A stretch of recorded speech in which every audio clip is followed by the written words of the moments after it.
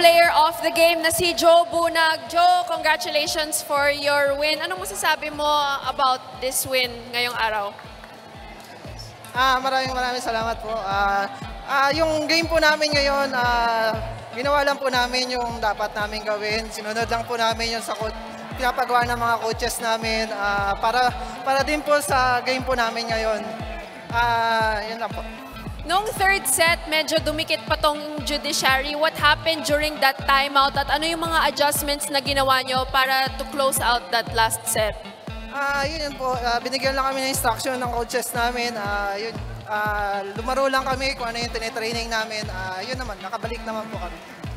Chance mo na to, mga gusto mong batiin at pasalamatan. Binabati ko po ang Chief of Staff ng AFP, General Browner.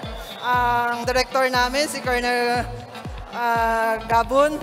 Ang Director ng SPS, Colonel Ginudbay. Yung family ko po sa Nueva Ecija.